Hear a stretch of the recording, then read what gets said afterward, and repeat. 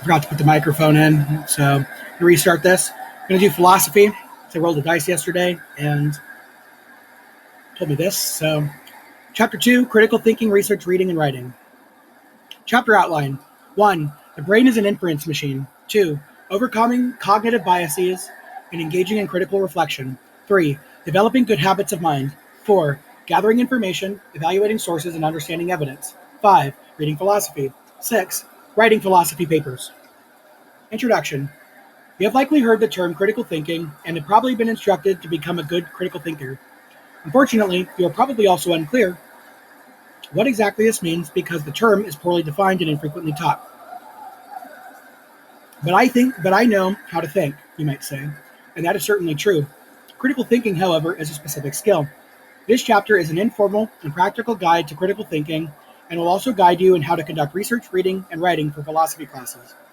Critical thinking is a set of skills, habits, and attitudes that promote reflective, clear reasoning. Studying philosophy can be particularly helpful for developing good critical thinking skills, but often the connection between the two is not made clear. The chapter will approach critical thinking from a practical standpoint, with the goal of helping you become more aware of some of the pitfalls of everyday thinking and making you a better philosophy student. While you may have learned research, reading, and writing skills in other classes, for instance, in a typical English composition course, the intellectual demands in a philosophy class are different. Here you will find useful advice about how to approach research, reading, and writing in philosophy. 2.1. The brain is an inference machine. Learning objectives. By the end of this section, you will be able to describe the role of emotion and thought, explain how cognitive systems produce inferences without conscious thought. One of the first steps to becoming a more critical and reflective thinker is to understand how and why you are prone to making mistakes in thinking. These mistakes are not the result of a lack of intelligence, but are a function of the way our minds work and how they naturally lead us astray. From a biological perspective, we have been shaped by hundreds of thousands of years of evolution, which have primed our brains to become extremely effective inference machines. An inference is a mental process that allows us to draw conclusions from evidence.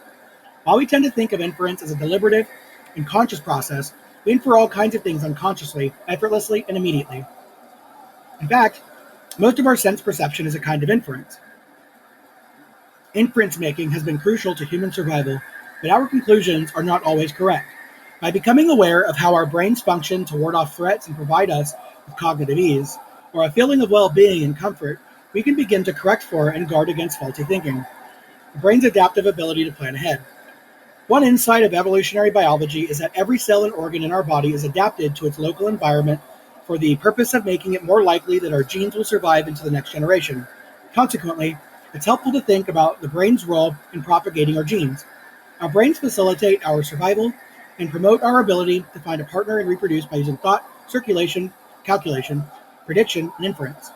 For this reason, our natural and genetically primed ways of thinking do not necessarily serve as the goals of philosophy, science, or truth.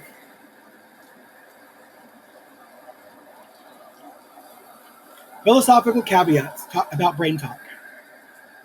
Before we get much further,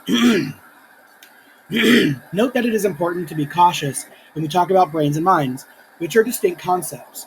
In fact, the relationship between mind and brain is one of the central problems of metaphysics, known as the mind-body problem, which might just as well be called the mind-brain problem. Briefly stated, the mind-body problem is the problem of understanding the relationship between the organic gray and white matter in our skulls and the range of conscious awareness. We know that the brain and central nervous system provide the physical basis for our thoughts, perceptions, emotions, imagination, and desire, in short, our entire mental life. But biology does not tell us what the relationship is between our private mental life and the neurological electrochemical interactions that take place in the brain. Is the relationship of the mind to the brain like the relationship between lightning and the electrical discharge, or a rainbow and the refraction of light through water droplets? In other words, is the mind just the term we use to label certain kinds of brain activity? Some philosophers think so. However, mental activity is not so easily associated with any specific brain activity. Additionally, there seems to be something about the subjective experiences of our mental life that is lost when we attempt to explain it fully in terms of brain activity.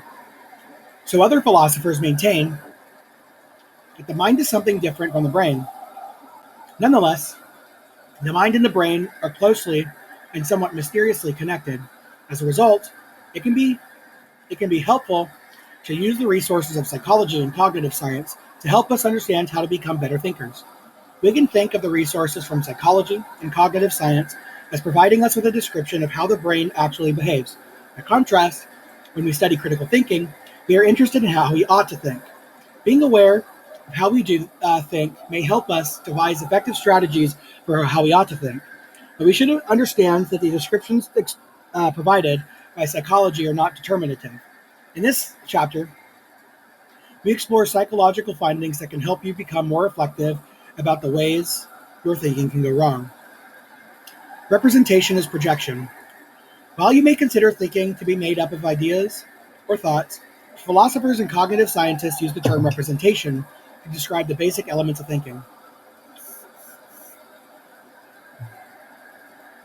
Representations are information-bearing units of thought. This notion of representation can be traced back to Aristotle and has played a significant role in the history of philosophy. But in contemporary philosophy, the term representation is more precise. When we think about things, whether through perception, imagination, memory, or desire, we represent those things. What is represented may be something present and real, or it may be fictitious, imagined in the future, or remembered from the past. Representations may even be unconscious. That is, the mind may have some defined content that is directed toward an object without the person being aware that they have produced such a representation. During the process of representation, even in a relatively simple case of visual perception, the brain makes a complex set of inferences. For example, consider the checkerboard below. You might imagine that when you perceive something like a checkerboard, your brain passively makes a mental picture of the grid. In this analogy, the eye functions like the lens of a camera, and the brain develops a picture to present to the mind.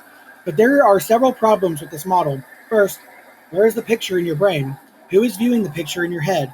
There are further problems with the camera analogy that can be revealed when we examine optical illusions. Look at the checkered set of squares in Figure 2.2, where the horizontal lines parallel. In fact, the horizontal lines are parallel, but unless you look at the image from the side, it is impossible to visualize this. There are countless examples of these types of perceptual illusions. We represent the world outside as a stable picture that is completely filled in full focus, and uniformly colored. In reality, our visual field is limited and hazy around the edges, and colors change dramatically depending on lighting conditions, distance, movement, and the host of other factors. In fact, your brain is not passively capturing the world like a camera, but is actively projecting the world so that it makes sense to you. It is an illusion above. Your brain is automatically adjusting your perception of the colored squares by accounting for the shadow cast by the cylinder. So your brain presents square B as if it is lighter than A by adjusting the hue of B to account for the shadow. Neuroscientist David Eagleman uses the analogy of the front page of the newspaper to describe how perception works. The front page is a representation of the world's events for a given day. Of course, it does not present a full or complete picture of the world, but a summary intended to highlight the events of consequence, those that have changed, and those that we are most likely to care about, like a newspaper editor. Your brain is working overtime to project an image of the world based on what is relevant to your survival. You unconsciously adjust the images you perceive to give you the impression that they are far away, nearby, moving, and so forth. Instead of the fully formed three-dimensional image of the world we seem to see, we actually perceive a kind of sketch, highlighting what we need to know to navigate safely in our environment and obtain what we need.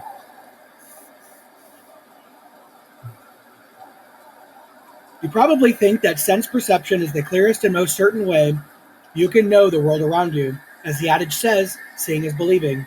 To become a better critical thinker, however, you will need to become skeptical of some of your basic beliefs. There are times when you absolutely should not believe your lying eyes. Emotions and reason, homeostasis and allostasis. In addition to the editorial license of mental representation, thinking is not always as rational as we imagine. The neuroscientist Antonio Damasio was one of the first to popularize the notion that rational thought is tempered by emotions. He is critical of what he perceives as the philosophical bias against emotion in the history of philosophy. In Descartes' error, he says modern philosophers have neglected the role of emotions in thought, imagining that the goal of rational thinking is to eliminate the influence of emotions. Instead, his years of clinical work with patients revealed to him that emotions cannot be separated from reason. Our most rational thoughts are, in fact, guided, informed, and influenced by emotions. According to Damasio, reasoning and intelligence function best when we care about something. Without feeling, says Damasio, we are less rational, not more rational. Damasio explains that emotions serve to maintain homeostasis in the brain through the chemical messengers known as neurotransmitters. Homeostasis is the biological tendency to find a neutral state of equilibrium. This process relies on a feedback loop where current bodily states are monitored, observed, and then altered to bring the body back into balance. Most homeostatic processes in the body are unconscious, but emotions are linked to conscious awareness. For instance, when your blood sugar is low and your body needs calories, there is a series of chemical processes that give rise to the feeling of hunger. This is a conscious signal that you need to eat. It promotes behavior that ensures survival. Similarly, a rustling sound in the bushes at night will trigger a series of physiological responses that correspond to the feeling of fear and promote behavior, such as flight or flight, that are necessary for survival. What Damasio demonstrates is that emotions have their own feedback mechanism, so that an idea or image can generate physiological responses even in the absence of an external stimulus. Because emotional responses and conscious thought are closely linked, decision-making can be influenced by this emotional physiological feedback mechanism. Our thinking can go astray because we are afraid of bad outcomes, and that fear dominates a more rational calculation about which course of action is most beneficial. In addition to maintaining equilibrium, the brain also anticipates the future events and circumstances by projecting likely scenarios based on a catalog of past experiences and concepts generated through social norms and social interactions. The process of regulation that prepares the body to anticipate future needs before they arise is called allostasis. Psychologist Lisa Feldman Barrett explains that the brain stores neural pathways that are triggered by external or internal stimuli to provide the closest match to the current situation. The neural pathways form a kind of template of action, promoting behavior like increased heart rate, pupil dilation, or motion. Feelings are a goal-oriented response to certain situations. They prepare us to behave and react in certain ways that promote what is beneficial to the body and sharpen and shape our awareness of the world. In summary, the brain makes inferences about the world through perceptions, emotions, and concepts that are largely unconscious and deeply ingrained in our psyches. This process allows us to navigate fluidly and accurately throughout the world with so many and varied stimuli. Our reactions to stimuli are partially homeostatic, meaning that the body tends to bring itself back into an optimal state of equilibrium, and partially allostatic, meaning that the body processes or prepares for and anticipates future situations. Together, these impulses construct a picture of the world that we experience seamlessly and dynamically. Our experience is far more complicated than the crude mental model we imagine. We are projecting and constructing the world we experience as much as we are recording and viewing it. And that fact has important consequences for the kind of reflective and critical thought we ought to engage in when we try to think clearly about the world. The evolutionary advantage of shortcuts. Human beings have evolved to navigate the world most effectively and efficiently by engaging conscious awareness only when necessary. For that reason, you can walk through the grocery store while thinking about what you are doing to cook for dinner. You do not have to consciously think about where to go, how to slow down to make way for other people, or how hard to push the shopping cart so that it maintains momentum in front of you, even as its weight changes as you add groceries to the basket. All that biomechanical activity can be outsourced to unconscious mechanisms as you scan your shopping list. The brain is quite good at engaging in habitual activities without the assistance of conscious thought, and that is a good thing because conscious thought is expensive in energy terms. Consider the picture that follows. You are probably immediately able to provide complex inferences about this picture, such as the woman is worried, concerned, or anxious about something. The inferences you make about this image are easy, fast, and complex. They are driven by the kind of emotional and conceptual thought processes that are unconscious and efficient. While these inferences are quick and easy, you may also be aware that they are provisional without more information. Given more data about the circumstances surrounding this picture, you might revise your perception about what is going on. This is exactly the sort of thinking that drives the emotional projections discussed in the previous section.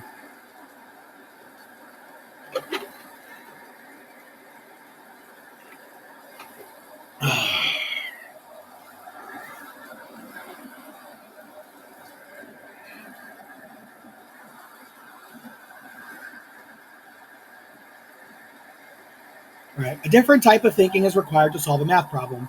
The following example comes from psychologist Daniel Kahneman's book, Thinking Fast and Slow. Try and solve the following in your head: 24 times 14.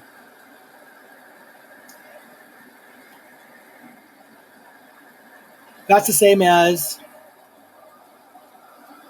was that 20 plus 4? I don't want to do it that way. That's 16 plus 8 plus 24. No, 240. Yeah, I don't know. Too much. You know the answer? For most people, multiplying two-digit numbers without pen and paper is quite difficult. You might need perhaps 10 or 20 seconds of effortful thinking to solve the problem in your head, since you do not have an unconscious mechanism to do so automatically. Long-term social and evolutionary pressures have shaped our brains to find efficient solutions to complex questions about facial expressions. The same cannot be said for math problems.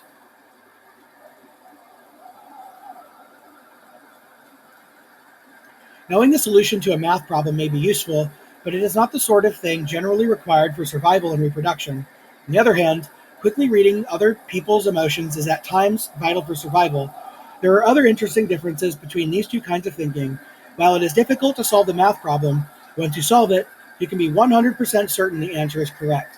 By contrast, it is easy to generate a story about facial expressions, but this story is highly susceptible to error, bias, and stereotyping. As a result, critical thinkers should be careful not to jump to the first, most obvious solution. You know what? I'm going to do times tables. But when I did them in elementary school, it was up to 12, so probably do it up to like 100. I think that would be a good idea. Make just a big times table. All right. Energy demands on deliberate thinking. Solving a math problem requires rational thought and effort. When we engage in rational thought, our brains use up precious energy stores that may be required for the maintenance of our body. Because evolutionary pressures seek to keep us alive long enough to pass our genes to the next generation, we have a biological tendency to avoid effortful thinking. In a sense, it is evolutionarily wise to be lazy. The resources demands by conscious thought can be understood in terms of the familiar notion of attention. When a task requires significant attention, it places increased energy demands on the brain. Periods of high attention activity can be stressful, as the body increases blood flow to the brain, delivering more glucose and oxygen for increased mental activity. Additionally, attention is limited and focused on specific tasks. Consider the selective attention test, developed by Daniel Simons and Christopher Chabry. Watch the video below. No. How many passes did you count? Didn't do it. So, heuristic in learning. Kahneman calls these mental shortcuts heuristics, or rules of thumb for drawing inferences. Problem solving with heuristics is largely unconscious, automated, effortless, and efficient, but it is not always correct. Rational thinking or computation requires conscious attention and effort, and may not even be possible without some practice. We are forced to engage in effortful thinking when confronted with something new and possibly dangerous, or even with something slightly outside of our normal routine. For example, you have probably driven home from work or school along a familiar route on autopilot, preoccupied with your thoughts. Maybe you have even gotten home and felt as if you cannot remember how you got there. By contrast, you have probably experienced the stress of navigating a new, unfamiliar city. In the first case, navigation can be carried out using easy, largely automatic processing, whereas in the second case, navigation requires the intense resources of active attention and rational calculation. Sometimes complex activities can become effortless, but unlike when we are on automatic pilot, such activities feel pleasant and fulfilling. When you become fully immersed in a complex activity to the point at which it becomes effortless, you have entered the state of flow.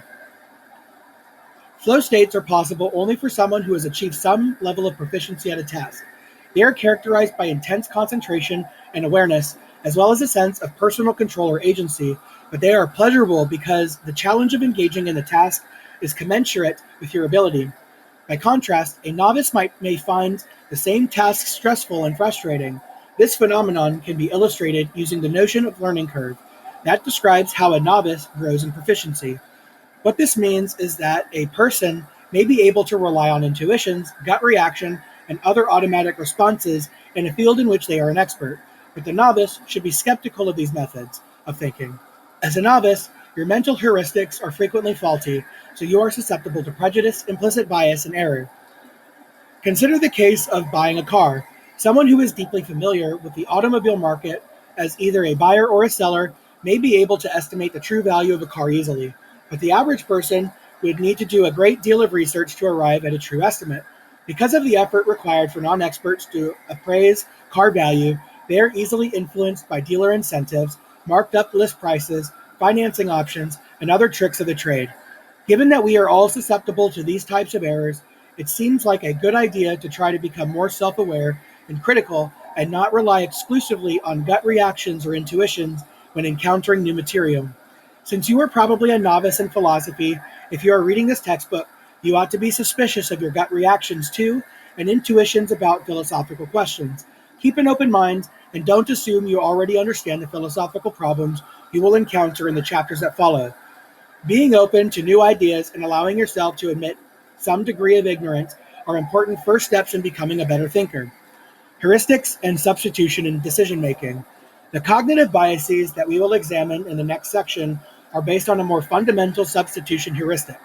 This term describes our tendency to answer a difficult question or problem by substituting it with an easier question to answer. While substitution often results in an incorrect or inappropriate response, it gives us a sense of satisfaction or cognitive ease, and in thinking we have solved the problem. For instance, when you are asked to evaluate something complex and uncertain, like the future value of an investment or the political prospects of a politician, you are likely to substitute that complex calculation for an easier one. In particular, you may substitute your positive or negative feelings toward the politicians or the investment product, but your feelings are likely to be guided by your preconceptions. When the brain defaults to heuristics that produce a less than optimal result or even an incorrect decision, it is operating with a cognitive bias. A cognitive bias is a pattern of quick thinking based on the rule of thumb. A person operating under a cognitive bias does not use logic or careful reasoning to arrive at a conclusion. Cognitive biases are like perceptual illusions. Just like perceptual illusions, cognitive biases are the result of the natural and ordinarily efficient operation of the brain. Even though mental heuristics often work perfectly well to help give us an estimation of reality without the mental effort required to generate a more comprehensive picture, cognitive biases are the result of misleading and faulty patterns that arise from this process. 2.2. Overcoming cognitive biases and engaging in critical reflection. Learning objectives. By the end of this section, you will be able to label the conditions that make critical thinking possible, classify and describe cognitive biases, apply critical reflection strategies to resist cognitive biases. To resist the potential pitfalls of cognitive biases, we have taken some time to recognize why we fall prey to them. Now, we need to understand how to resist easy, automatic, and error-prone thinking in favor of more reflective, critical thinking. Critical reflection and metacognition. To promote good critical thinking, put yourself in a frame of mind that allows critical reflection. Recall from the previous section that rational thinking requires effort and takes longer. However, it will likely result in more accurate thinking and decision making. As a result, reflective thought can be a valuable tool in correcting cognitive biases. The critical aspect of critical reflection involves a willingness to be skeptical of your own beliefs, your gut reactions, and your intuitions. Additionally, the critical aspect engages in a more analytical approach to the problem or situation you are considering.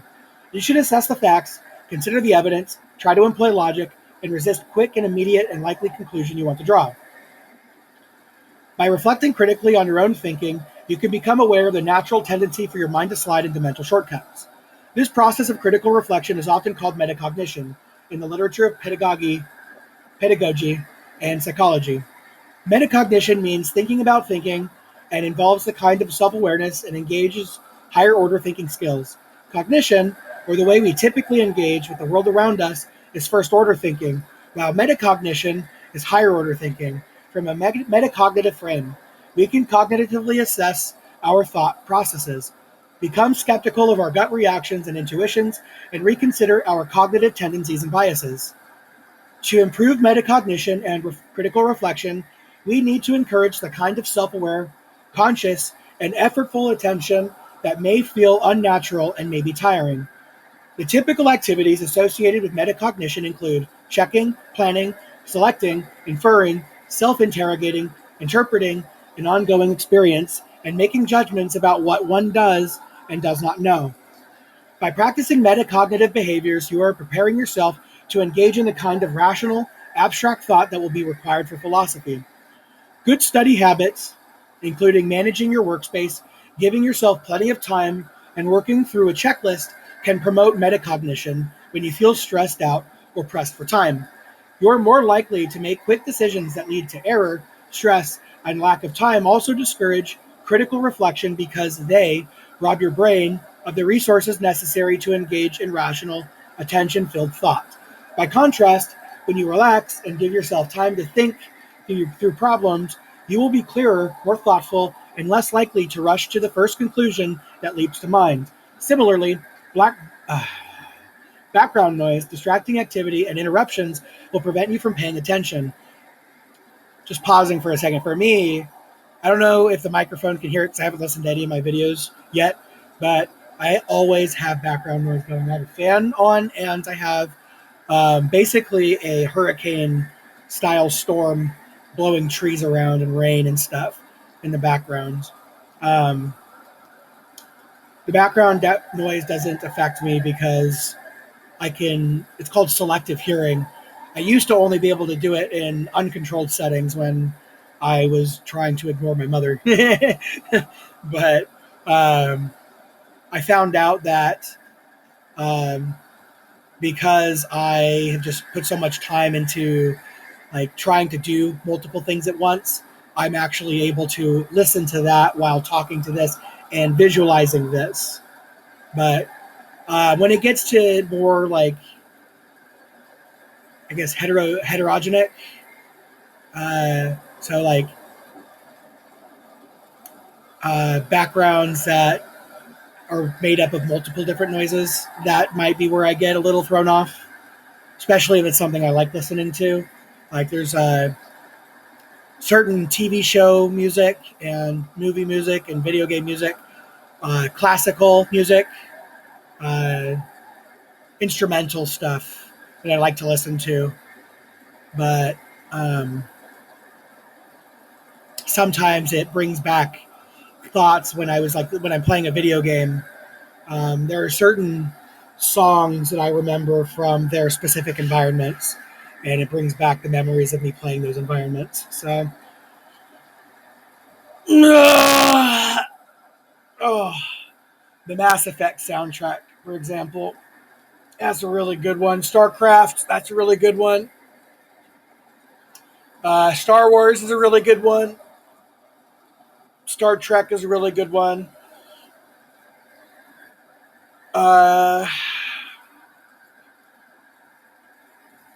Metroid. I love Metroid music. Metroid music is super good. Okay. Let's see. You can use this checklist to try to encourage metacognition when you study. Check your work, plan ahead, select the most useful material, infer from your past grades to focus on what you need to study. Ask yourself how well you understand the concepts, check your weakness, assess whether you are following the arguments and claims you are working on. I'm going to go ahead and introduce an opinion because I haven't really done too much opinion based on this little checklist. So check your work. So I remember from English class, we would do the rough draft. We do the outline of whatever we were writing. And then we do a little bit of maybe just basic research just to kind of get an idea. And then start writing to do your rough draft. Then there was the editing phase. And then peer review. And then final draft. I've never liked doing it that way. My rough draft is more like a final copy. Iteration 1. So it's like a, what do you call it when an inventor creates a model of a planned product for the future? Not a blueprint.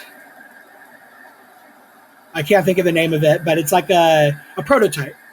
Yeah, so for me, it's like a prototype final copy. Because my rough draft is never, it's always I'll do a paragraph and then I'll read through the paragraph to make sure it sounds right. Because I actually talk differently than I write.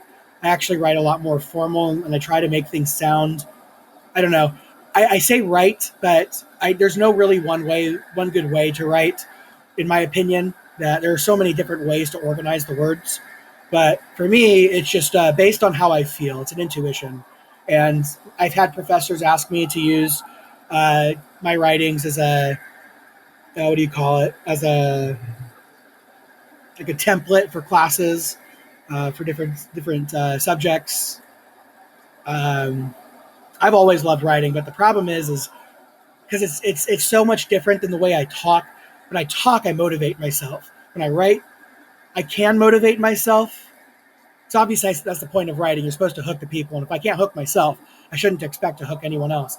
But it's a different kind of hook.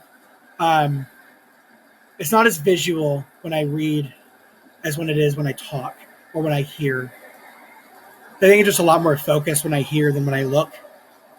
I trust my hearing more than my seeing, I guess, even though I have pretty much perfect vision. But so that's what I do. Yeah, I always check my work as I go. Um, the one thing I don't do, and I wish I would do it more, I should do it for math, is checking my work, because it's annoying, especially when you get into higher classes, and sometimes the answers will take several pages of just calculation, and just checking your work, or making sure to carry over your work correctly. So there are different ways to do it. I have two major ways that I like to do it, and I'll demonstrate it once I finish reading the algebra book and I start doing some whiteboard stuff with it. But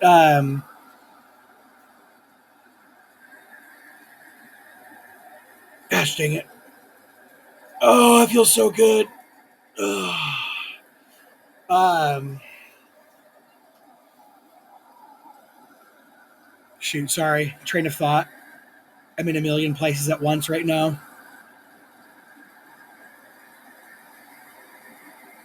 But for writing like several pages of just a single math problem, like I've had homeworks that have been like 20 pages of just solving problems, like 5 problems, and it's just all this just carrying over shortcuts and making mistakes. And I like to keep all my work shown.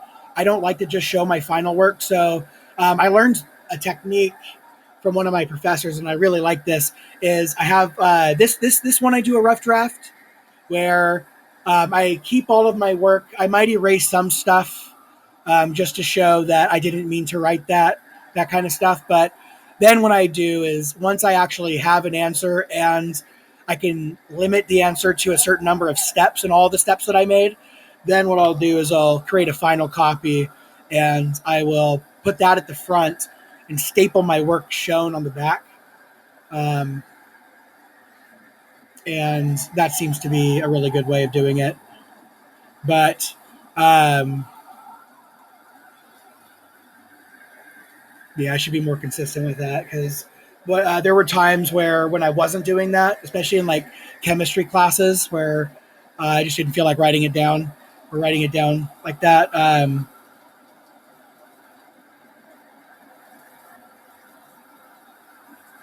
Dang it. I'm thinking about the next thing while I'm trying to talk about this thing. I'm sorry. I do that sometimes. Um, I just get excited about stuff, man. It's nice. It's 2 years ago, there was no future, and then now it's like all I can see is the future. So it's just exciting to know that I have all these possibilities that I can work on. Um,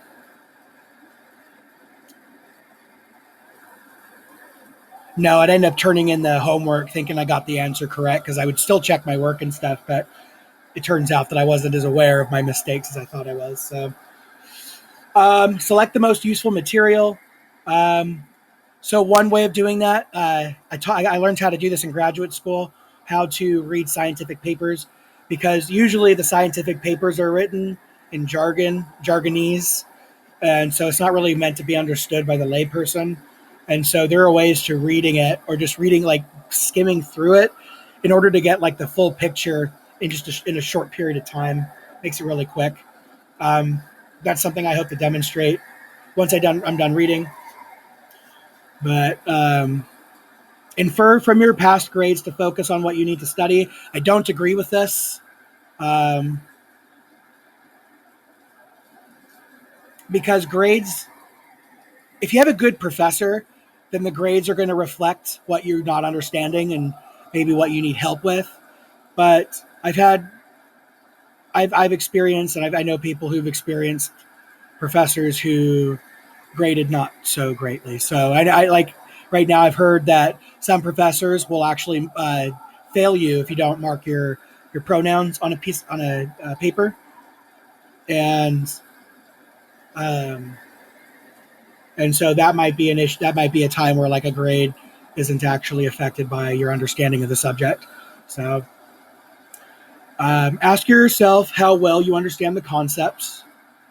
That's actually uh, the most important thing in my opinion, because if you don't understand the concept, you won't be able to explain it outside of what's been defined for you. The reason I think that's the reason why sciences and stuff are not doing so well and math is not doing so well, and part of the reason why I feel so compelled to share this process, because part of the reason I'm doing all these readings is so I can do book analyses, because I'm finding that books have a lot of information of things that I've thought about, and it's almost like they're signs that pop up that tell me that what I've been thinking about, I didn't need to spend so much time thinking about it when I could have just read this and figured it out from that, because someone else already figured it out. And that's the thing, is there's so many millions of people out there that like I know personally really well. I might know maybe a couple hundred people just because I'm pretty social and I like to get close to people in places when I live there for longer periods of time. So I have like three different social lives: one here where I live now, one when I was in college, and then one at grad school. So, um, but I've always learned during my time tutoring through the universities and actually teaching a year at one of the universities, chemistry, um, that the best way to teach something is in a way that they already understand. So if they don't understand things from a chemical perspective, then it needs to be related to something that they've already experienced, something that they can understand. And the point of education is to relate ideas, theories, and stuff to the real world. And I know I used to be so upset because it's like it seemed like there was no reason for math, no reason for science, because most of the lives that we were going to live, uh, like my parents, they don't need a mathematical or scientific life. Like they went fine without all this modern technology. They'd be fine without it again.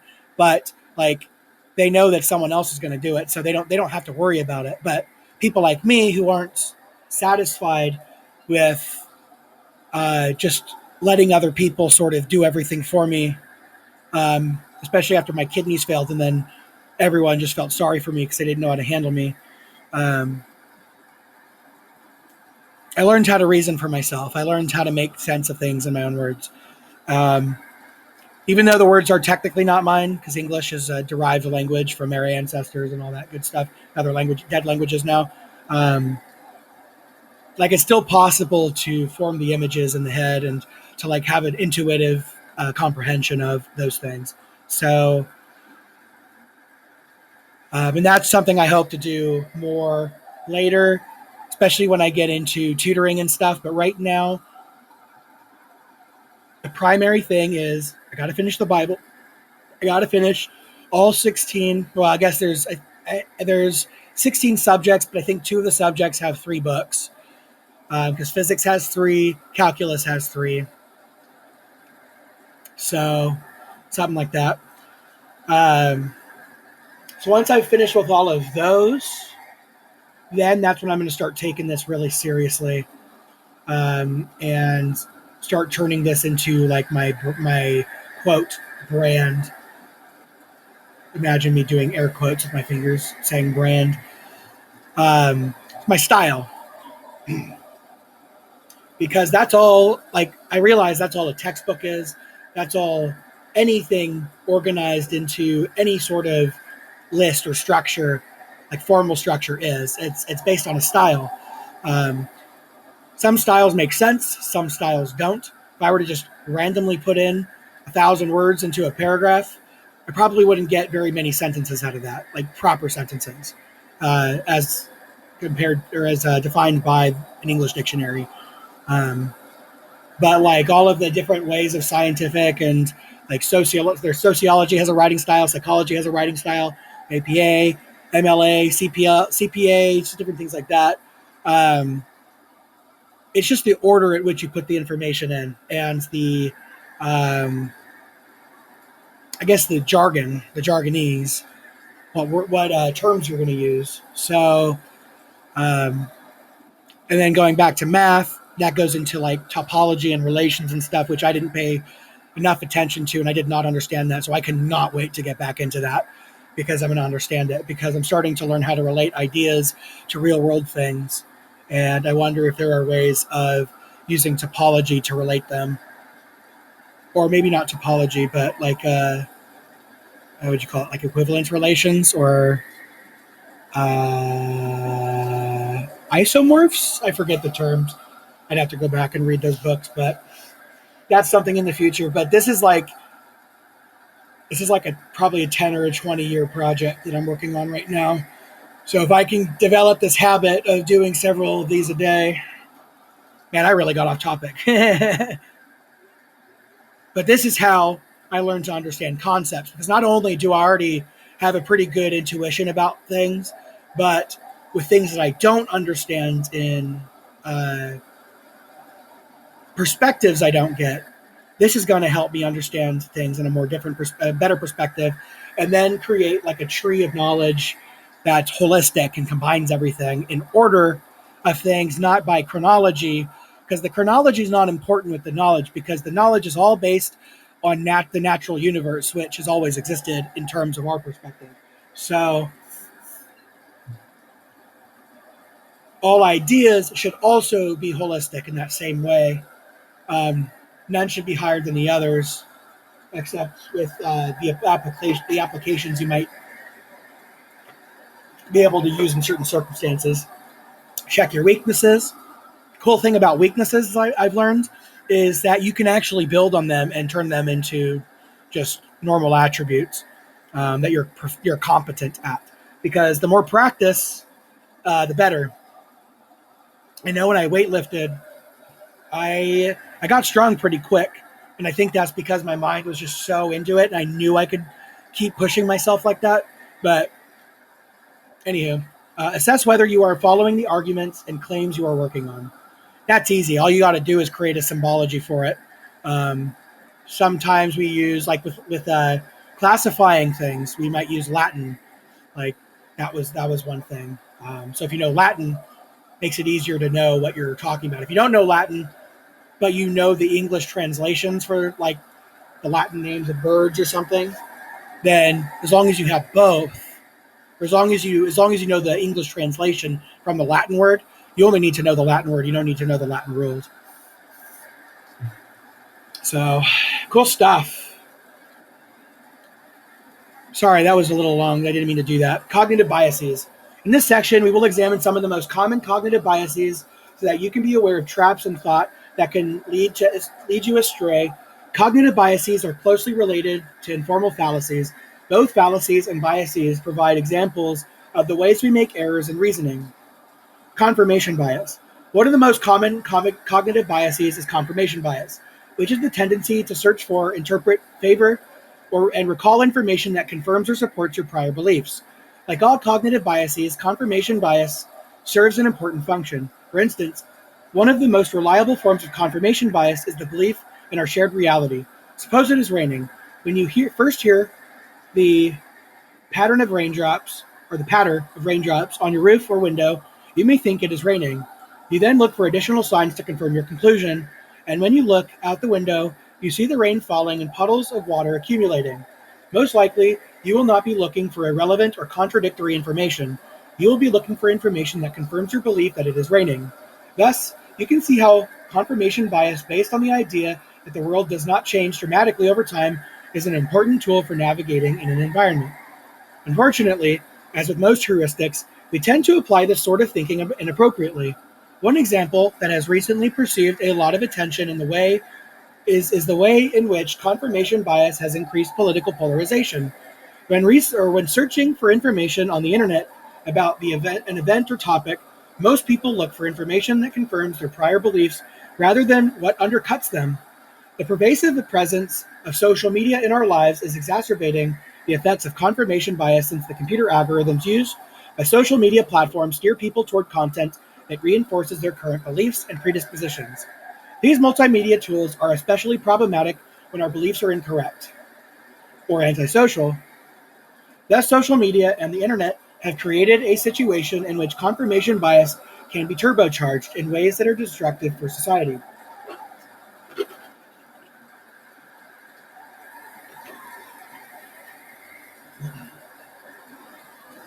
Confirmation bias is a result of the brain's limited ability to process information. Peter Wasson conducted early experiments identifying this kind of bias. He asked subjects to identify the rule that applies to a sequence of numbers, for instance, 2, 4, 8. Subjects were told to generate examples to test their hypothesis. What he found is that once a subject settled on a particular hypothesis, they were much more likely to select examples that confirmed their hypothesis rather than negated it. As a result, they were unable to identify the real rule and failed to falsify their initial assumptions. Falsification is an important tool in the scientist's toolkit when they are testing hypotheses and is an effective way to avoid confirmation bias. In philosophy, you will be presented with different arguments on issues such as the nature of the mind or the best way to act in a given situation. You should take your time to reason through these issues carefully and consider alternative views. What you believe to be the case may be right, but if you may also fail into the trap of confirmation bias, seeing confirming evidence as better and more convincing than evidence that calls your beliefs into question. Anchoring bias. Confirmation bias is closely related to another bias known as anchoring. Anchoring bias refers to our tendency to rely on initial values, prices, or quantities when estimating the actual value, price, or quantity of something.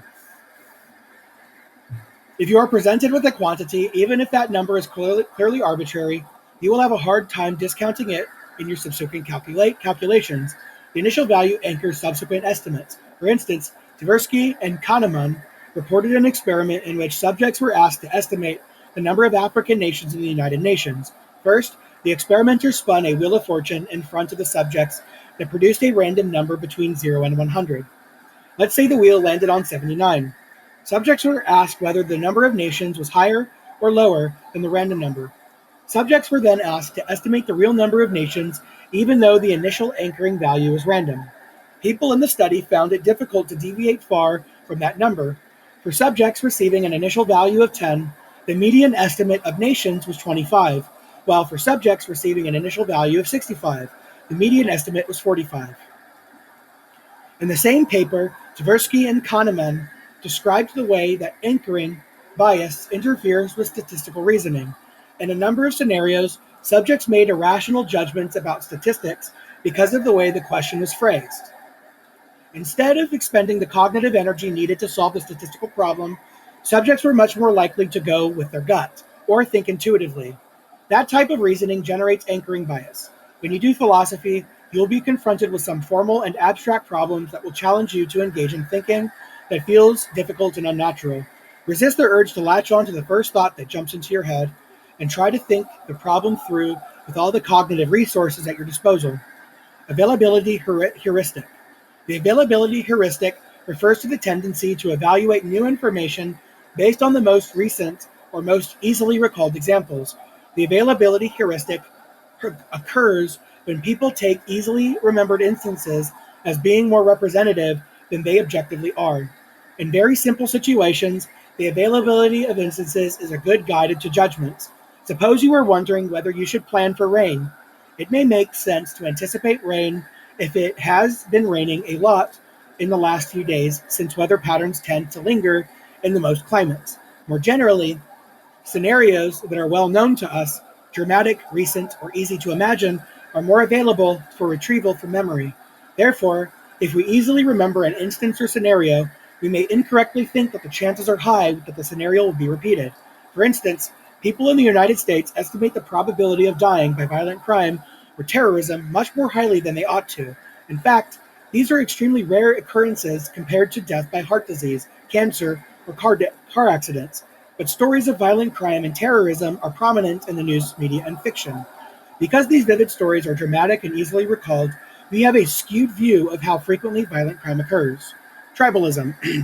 Another more loosely defined category of cognitive bias is the tendency for human beings to align themselves with groups with whom they share values and practices.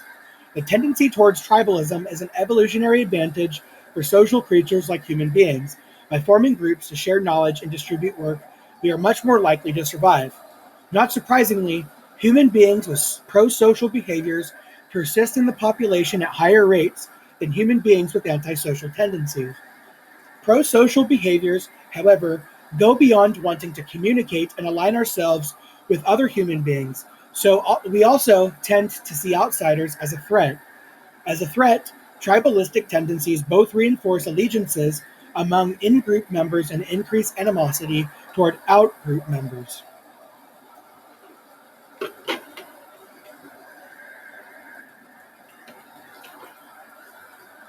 Ugh.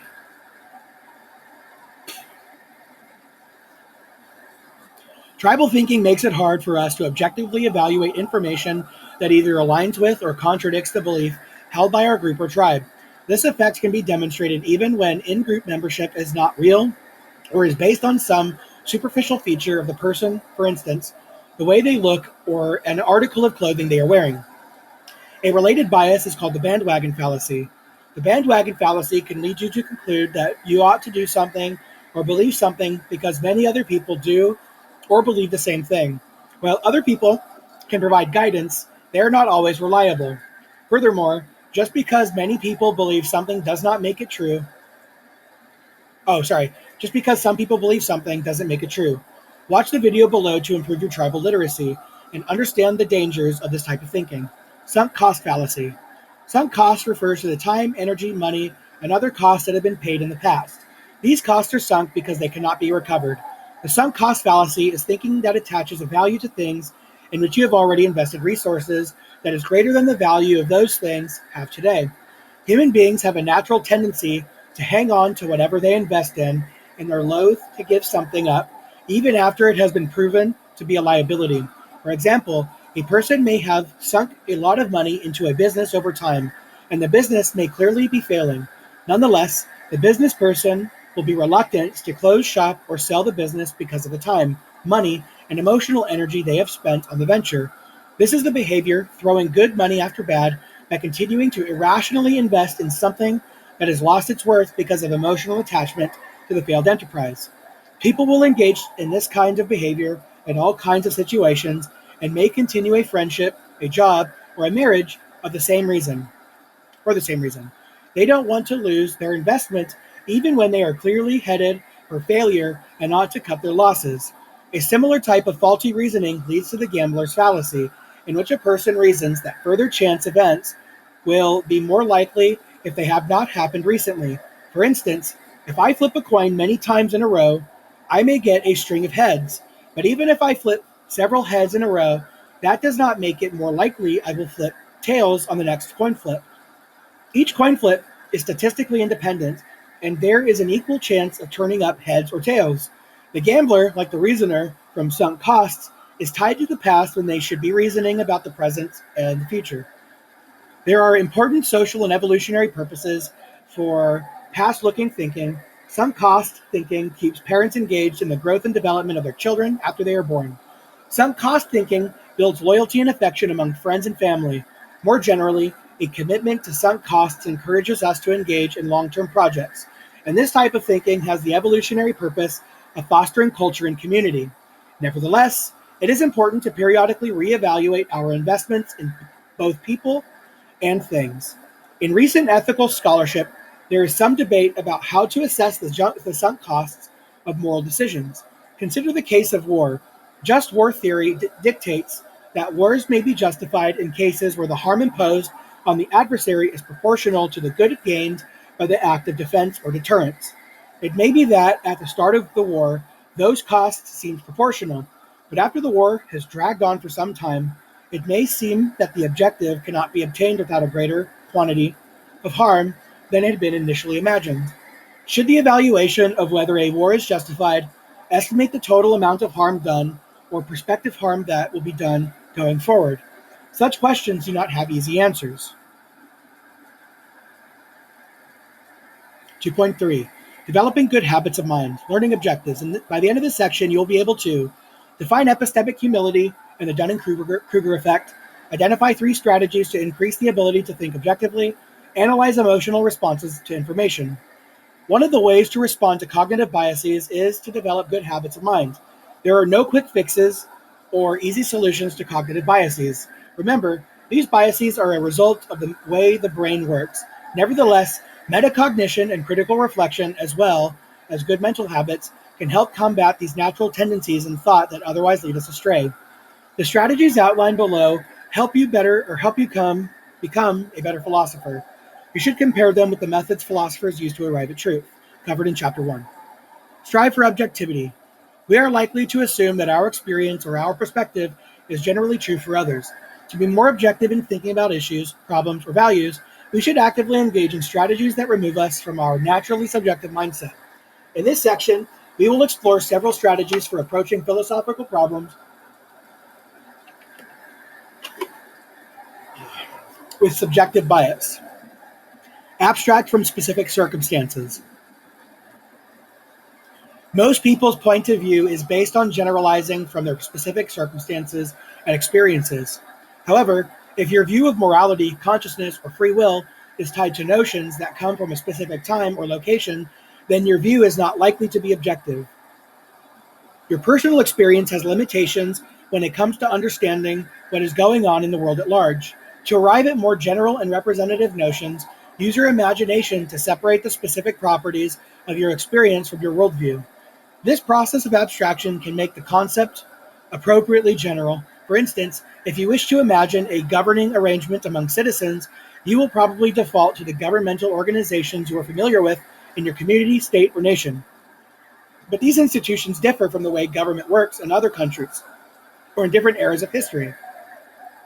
So when you think about justice in political organizations, it is important to imagine those not limited by your personal experience, moment in history, or location.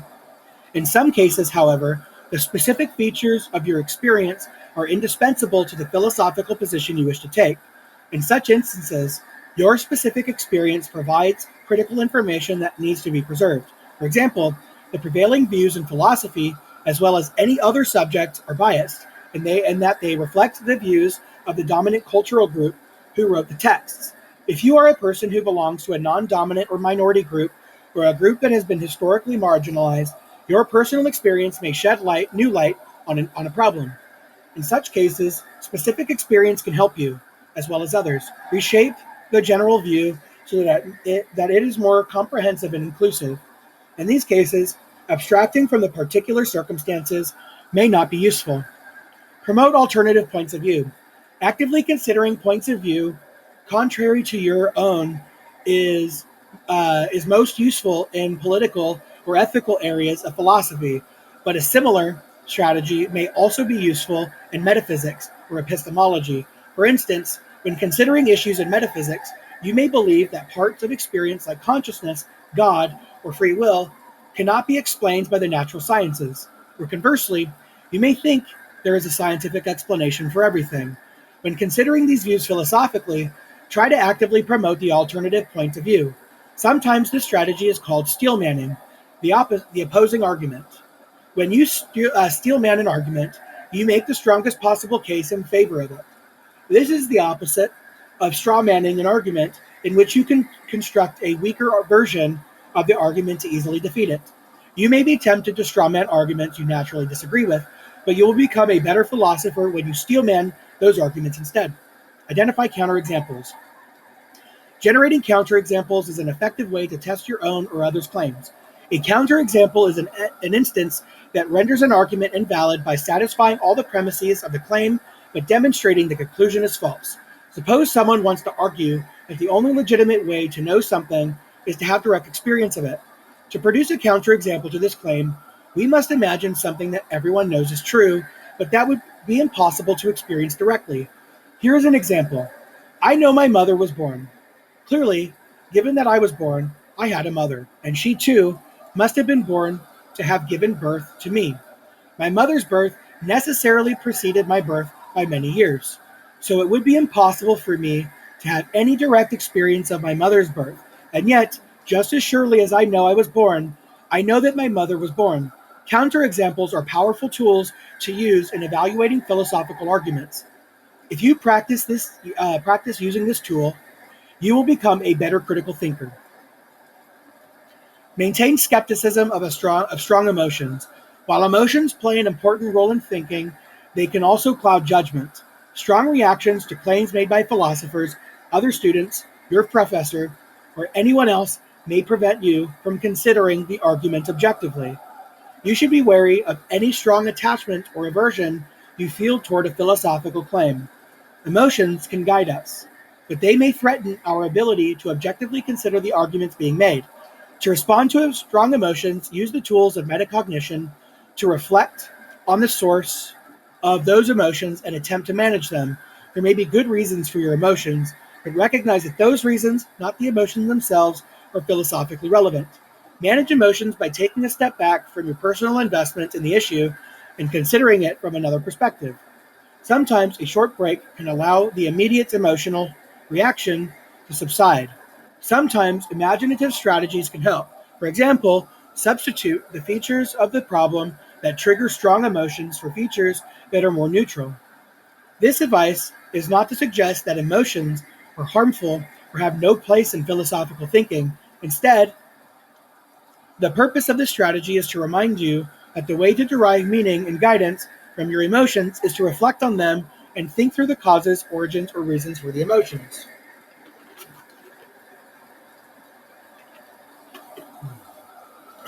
Adopt epistemic humility. A final concept that is a critical component for becoming a better critical thinker is adopting a stance of epistemic humility.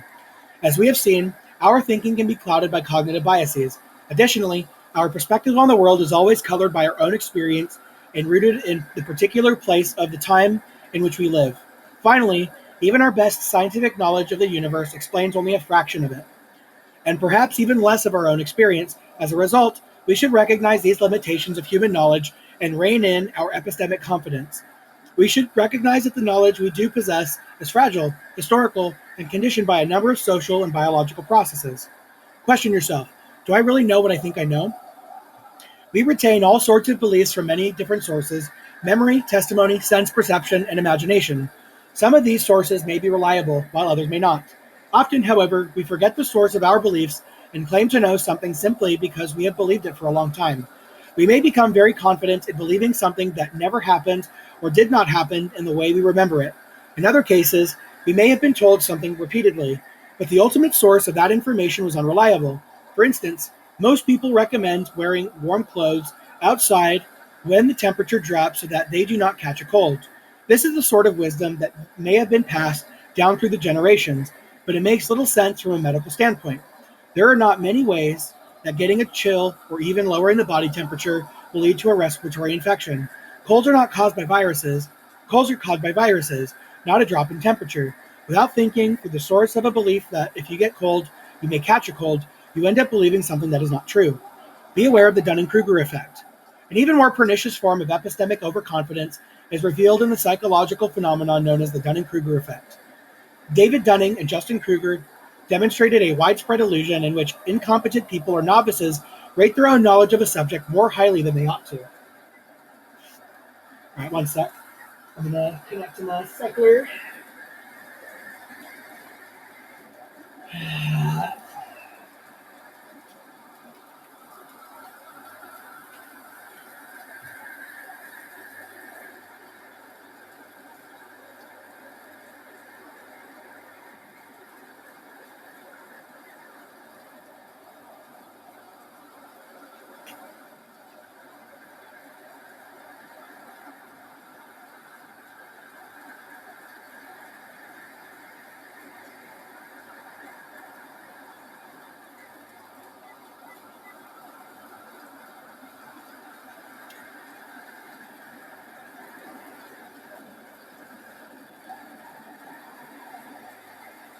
While highly competent people or others, these findings do not mean that the experts consider themselves to be less competent than novices. In fact, experts are fairly accurate in rating their own knowledge. However, they tend to assume that everyone else has a similar level of expertise. By contrast, novices consider themselves to be far more competent in comparison to others and misrepresent their own incompetence, which can be dangerous in many situations. The lesson from the Dunning-Kruger effect is that you should be extremely wary when assessing your expertise about anything, but especially about something that is a new area of learning for you.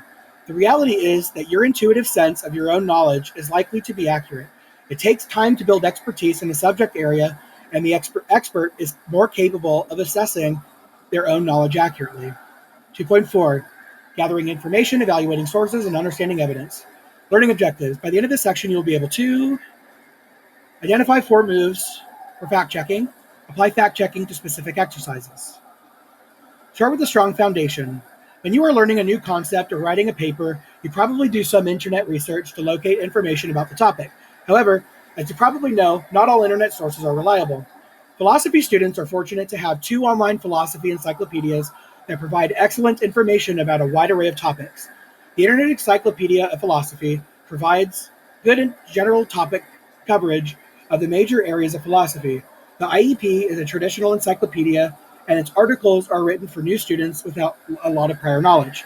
The Stanford Encyclopedia of Psychology or Philosophy provides an in-depth, up-to-date articles on a wide range of topics and includes both general and specific coverage. The articles in the Stanford Encyclopedia of Philosophy are well written, but they typically go into greater depth and sometimes include technical terms or information you will have to look up. These articles provide an excellent free introduction to a wide range of specific topics in philosophy. As with all encyclopedia entries, students should start with the article itself and then move on to sources cited in the article. Think of these articles as an entry point into research. Wherever possible, read articles and books written by philosophers on the topics you are interested in. You can usually find these resources at your college or university library. You may want to cast a wider net on the internet itself by tapping into YouTube channels, podcasts, and other websites that can help you understand philosophical issues or provide information for philosophy papers. However, be discriminating when selecting material in this section. We will outline some tools and habits that can make you better, more critically engaged online researcher. Finally, many instructors in philosophy will encourage their students to engage only with the assigned text in the class. This can be a valuable technique for learning philosophy, since philosophical thinking is cultivated by serious, critical engagement with good philosophical writing. If you can learn to engage directly with primary sources, you will be a better philosophy student. However, we acknowledge that most students are accustomed to using the internet for research when they are learning something new. So this section is intended to provide some guidance for students who want to supplement their class readings with information gleaned from online sources. The SIFT method. Information literacy scholar Michael Caulfield came to realize that the methods of research taught by librarians and information literacy educators often did not work well for students. Typically, students are encouraged to assess the quality of information using an acronym like CRAP: currency, relevancy, authority, accuracy, and purpose. But these criteria are not always useful in spotting misinformation turned up through search engines. After all, many sources that provide misinformation appear current and relevant and are generated by organizations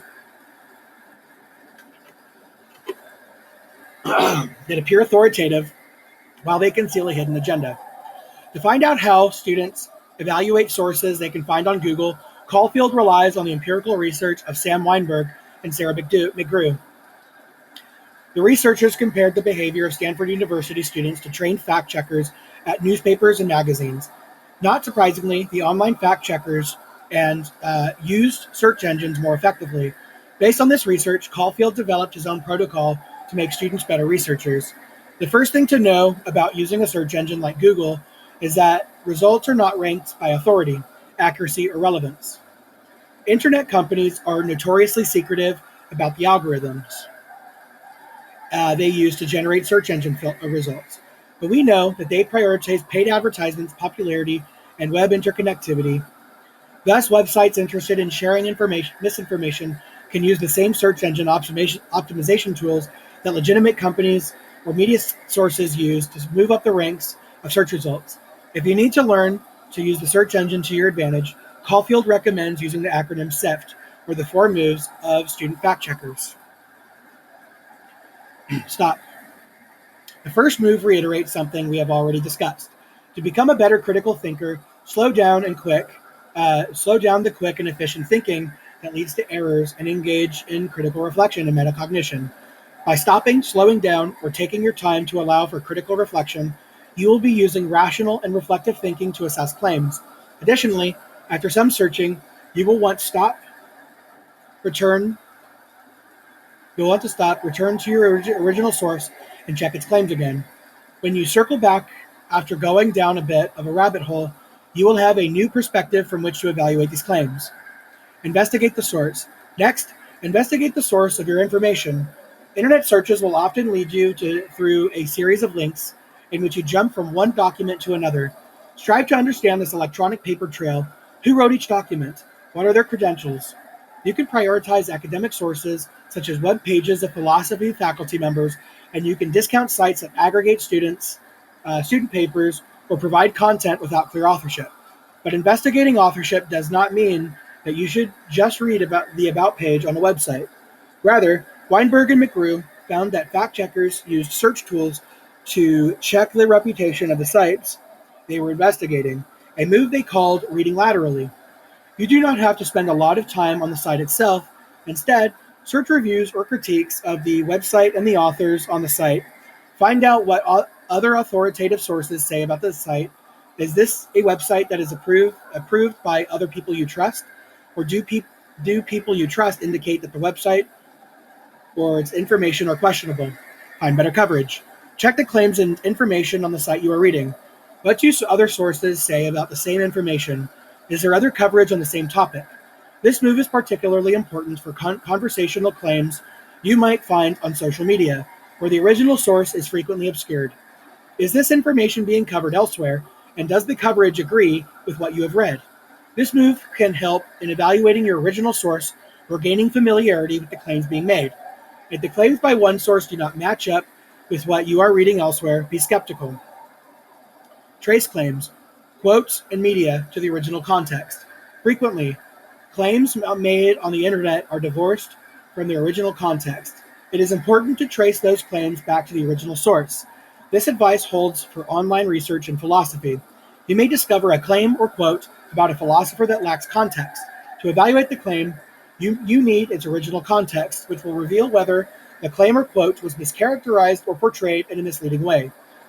Look for citations and then follow those citations to the original publication.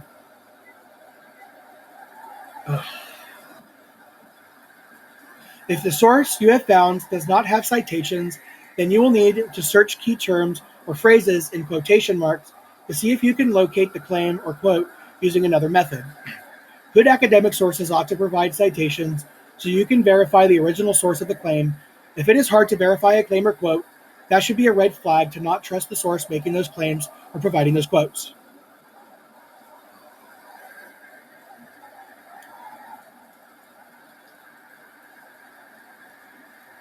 (2.5) Reading philosophy. Learning objectives. By the end of this section, you'll be able to describe strategies for reading philosophy, distinguish the goals of philosophical reading from other types of reading, employ a 3-part method for reading philosophy. To be successful in philosophy course, you must be able to read primary and secondary sources in philosophy. Many students in their first philosophy class struggle with the required readings. You may find yourself rereading a passage several times without having a clear notion of what the author is trying to say, or you may get lost in the back and forth of arguments and counter-arguments, forgetting which represent the author's opinion. This is a common problem. Use the strategies to describe below. You can track the key claims and arguments in your reading. Eventually, you will reach at the point where you can begin to reflect on, evaluate, and engage with the philosophical concepts presented. Preparing your reading space will help you focus and improve the chances of retaining the reading material. Read at a table with a comfortable chair instead of on a couch or on a bed. Sitting up straight improves concentration. Have something to drink nearby and avoid distractions like TV or music with lyrics. Some people find it helpful to have a little bit of bustle around them, while others find this distracting. Some people like music, others prefer silence, finding the setting that helps you concentrate. Next, choose an annotation tool. You will need to write notes. Underline the flag portions of the reading, so use text you can alter whenever possible. You are working with a printed text. Use a pencil so that you can erase and rewrite notes in the margin. Many students use highlighters when reading text, but readers have a tendency to highlight too much, which makes the highlighting useless when you go back and reread. A better system is to write marginal notes or markers to flag and identify key passages. You can devise a simple coding system using symbols to identify different parts of a text.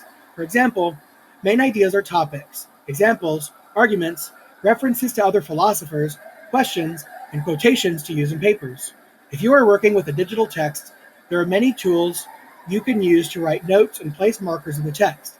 OpenStax provides a useful annotation tool for its web-based textbooks, allowing you to create notes that link passages and even to review your notes altogether. The purpose of annotation is to create a visual trail you can come back to for easy tracking of an argument. This will ensure you do not need to reread large portions of the text to find key information for studying or writing on a paper.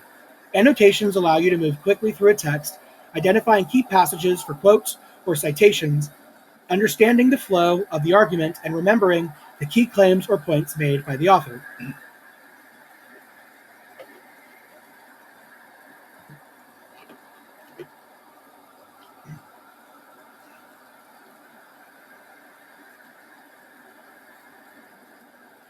Engaging with philosophical texts. The purpose of philosophical writing is to engage the reader in a sequence of thoughts that either present a problem to be considered, prompt reflection on previous ideas and works, or lead to some insights or enlightenment. Philosophy consists of ideas and arguments. Your goal is to engage with those ideas and arguments to arrive at your own understanding of the issues. You may critically engage with the author, or you may have your perspective changed by reading the author. In either case, your goal ought to be to reach a new understanding. This is somewhat different from writing in the most other disciplines, in which the purpose may be to convey information, evoke emotions, tell a story, or produce aesthetic enjoyment. While engaging with philosophical ideas can be pleasurable and may involve understanding some basic information, the primary purpose of the writing is to engage thought and reflection. This means that you should read the work as fast or as slow as you need to engage thoughtfully with it. The speed of reading will depend on how quickly you grasp the ideas and arguments presented or how familiar you are with the claims being made. It is not as important to read sequentially for plot or narrative. Much more important is to follow the sequence of ideas and arguments. Consequently, it may make sense to cross-reference passages, jumping from one section to another to compare claims and link ideas that appear in different places in the text. Philosophical methods at work. Look for philosophical methods at work in your readings. Recall that philosophers use a variety of methods to arrive at truth, including conceptual analysis, logic, and the consideration of trade-offs. Philosophers may also draw on a variety of sources of evidence, including history, intuition, common sense, or empirical results from other disciplines, or from experimental philosophy. In any case, most philosophical works will be attempting to develop a position through argumentation. Sources of evidence will be used to bolster premises for the purpose of reaching a desired conclusion. Additionally, the author may use a variety of methods to make an argument. If you can identify these methods, strategies, and sources of evidence, you will be able to better evaluate the text.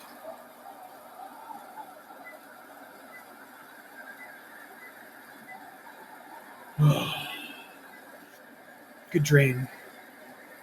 Principle of charity. Principle of charity is an interpretive principle that advises the reader to interpret the author's statements in the most rational and best way possible. Sometimes a philosopher's argument may be unclear or ambiguous. For example, philosophers from older historical periods may use terminology and expressions that are difficult for a modern reader to understand. In these cases, the reader should start from the assumption that the author is putting forward a rational, thoughtful view.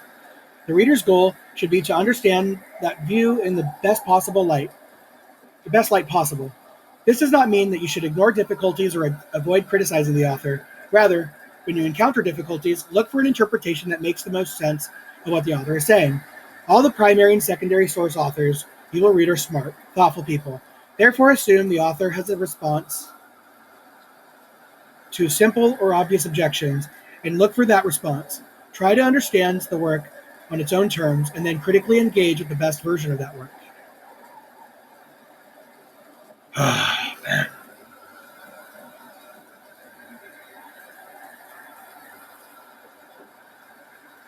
Okay. Working with the dialectic. The dialectical process is an interpretive principle that advises the reader to interpret the author's statements in the most rational and best way possible. Sometimes a philosopher's argument may be unclear or ambiguous. For example, philosophers from older historical periods may use terminology and expressions that are difficult for a modern reader to understand. In these cases, the reader should start from the assumption that the author is putting forward a rational, thoughtful view. The reader's goal should be to understand that view in the best light possible. This does not mean that you should ignore difficulties or avoid criticizing the author. Rather, when you encounter difficulties, look for an interpretation that makes the most sense of what the author is saying. All the primary and secondary source authors you will read are smart, thoughtful people. Therefore, assume the author has a response to a simple or obvious objections, and look for that response. Try to understand the work on its own terms, and then critically engage with the best version of that work. Oh, shoot. I read the same. Working with the dialectic. Just reread Charity. Ow.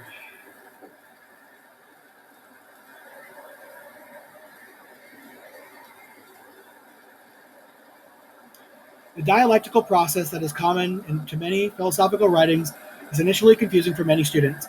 Dialectic, a method for discovering truth through dialogue, involves an exchange of ideas with the goal of arriving at a position that more accurately reflects the truth. In practical terms, philosophers will frequently move back and forth between the view they are advancing and competing views that they may or may not support. These alternative views may provide criticisms, or they may represent views that are common in philosophy. The author's goal is to present alternative perspectives in addition to their own, to demonstrate the range of perspectives on the problem. If one view emerges through the dialectical process, there is a greater chance that it is some share of truth since it has survived the criticisms and contrary opinions of others. While reading a philosophical work that uses a dialectical method, pay attention to tracking different strands of argument. Do not assume that every argument or claim that you are reading is the considered opinion of the author. Rather, various claims may represent contrasting views that will eventually be rejected. Track the back and forth between views to grasp the thread of argument that the author endorses.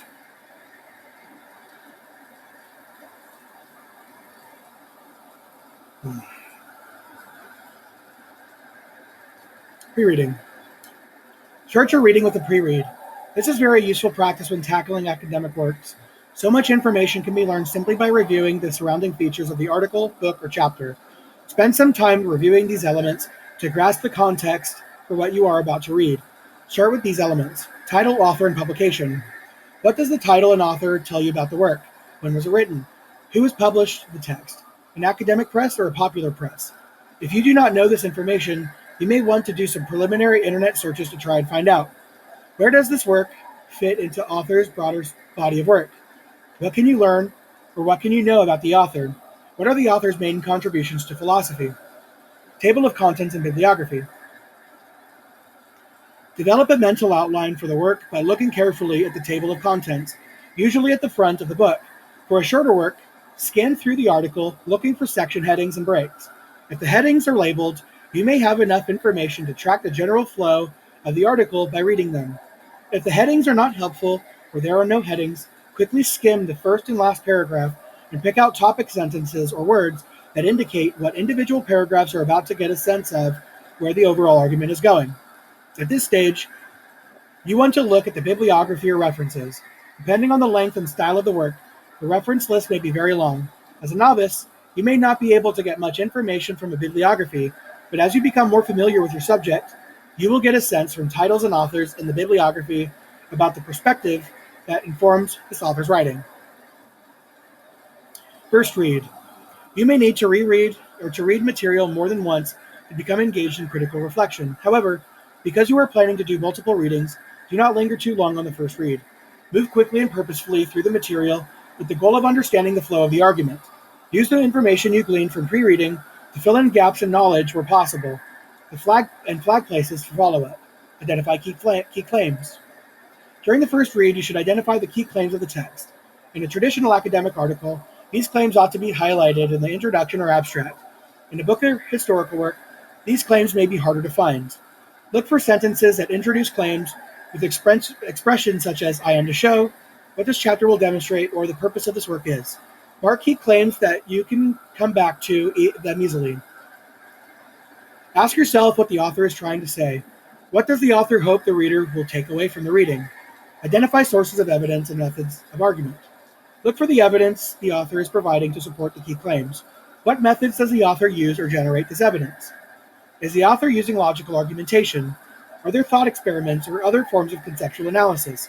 Does the author provide empirical evidence to back up the claims? In the best case scenario, evidence will be provided shortly before or after the claim is announced. However, sometimes evidence and claims are mixed together. During this stage, try to flag the dialectic in the argument. Is the author presenting their own view, a rival view, a criticism, or supporting view? Flag for follow-up. Use annotation flags to chart the course of the argument and claims being made.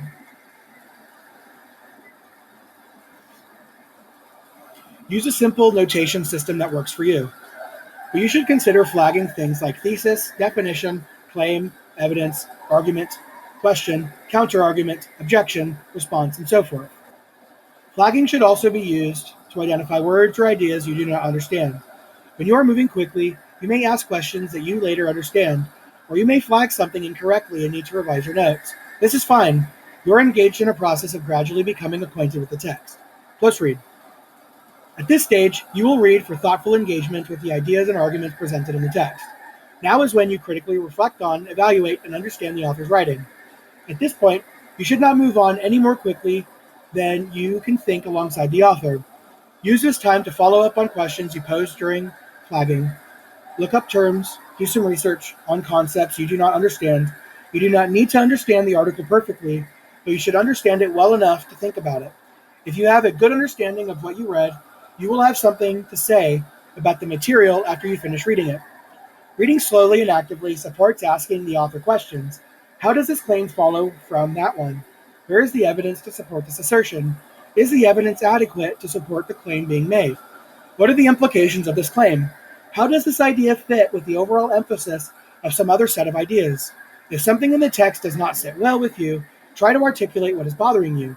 Write a short objection in the margin. Even if you are not sure, try to work out why you do not agree with the author. The more you can articulate your concerns and think through your own reactions, the more you will understand the material and your own reaction to it. The close reading is intended to prepare you for talking and writing about the author's work. That means you are preparing yourself to do philosophy alongside and with the author. Hold yourself to the same standards to which you hold the author, provide reasons for your claims, support your opinions with adequate evidence, and consider possible objections. When you are writing philosophy papers, you should plan the structure of your argument in advance. Spend time thinking about a thesis and focus on an achievable aim relative to the length of your paper. 2.6, writing philosophy papers. Learning objectives. By the end of this section, you will be able to identify and characterize the format of a philosophy paper, create thesis statements that are manageable and sufficiently specific, collect evidence and formulate arguments, organize ideas into a coherent written presentation. This section will provide some practical advice on how to write philosophy papers. The format presented here focuses on the use of an argumentative structure in writing. Different philosophy professors may have different approaches to writing. The sections below are only intended to give some general guidelines that apply to most philosophy classes. Identify claims. The key element in any argumentative paper is the claim you wish to make or the position you want to defend. Therefore, take your time identifying claims, which is also called the thesis statement. What do you want to say about the topic? What do you want the reader to understand or know after reading your piece? Remember that narrow, modest claims work best. Grand claims are difficult to defend. Even for philosophy professors, a good thesis statement should go beyond the mere description of another person's argument. It should say something about the topic, connect the topic to other issues, or develop an application of some theory or position advocated by someone else. Here are some ideas for creating claims that are perfectly acceptable and easy to develop. Compare two philosophical positions. What makes them similar? How are they different? What general lessons can you draw from these positions? Identify a piece of evidence or argument that you think is weak or may be subject to criticism. Why is it weak? How is your criticism a problem for the philosopher's perspective? Apply a philosophical perspective to a contemporary case or issue. What makes this philosophical position applicable? How to help us understand the case? Identify another argument or piece of evidence that might strengthen a philosophical position put forward by a philosopher. Why is this a good argument or piece of evidence? How does it fit with the philosopher's other claims and arguments? Consider an implication that follows from the philosopher's argument. How does this implication follow? Is it necessary or contingent? What lessons can you draw from this implication? Collect evidence and build your case. Once you have identified your thesis statement or primary claim, collect evidence to compose the best possible argument. As you assemble the evidence, you can think like a detective or prosecutor building a case. However, you want a case that is true, not just one that supports your position. So you should stay open to modifying your claim. If it does not fit the evidence, if you need to do additional research, follow the guidelines presented earlier to locate authoritative information. If you cannot find evidence to support your claim, but still feel strongly about it, you can try to do your own philosophical thinking using any of the methods discussed in this chapter or in Chapter 1. Imagine counterexamples and thought experiments that support your claim. Use your intuitions and common sense, but remember that these can sometimes lead you astray. In general, common sense, intuitions, thought experiments, and counterexamples should support one another and support the sources you have identified from other philosophers. Think of your case as a structure. You do not want too much of the weight to rest on a single institution or thought experiment. Consider counterarguments. Philosophy papers differ from typical argumentative papers in that philosophy students must spend more time and effort anticipating and responding to counterarguments when constructing their own arguments. This has two important effects. First, by developing counterarguments, you demonstrate that you have sufficiently thought through your position to identify possible weaknesses. Second, you make your case stronger by taking away a potential line of attack that an opponent might use. By including counterarguments in your paper, you engage in the kind of dialectical process that philosophers use to arrive at truth. Accurately represent source material. It is important to represent primary and secondary source material as accurately as possible. This means that you should consider the context and read the arguments using the principle of charity. Make sure that you are not strawmanning an argument you disagree with or misrepresenting a quote or paraphrase just because you need some evidence to support your argument. As always, your goal should be to find the most rationally compelling argument, which is the one most likely to be true.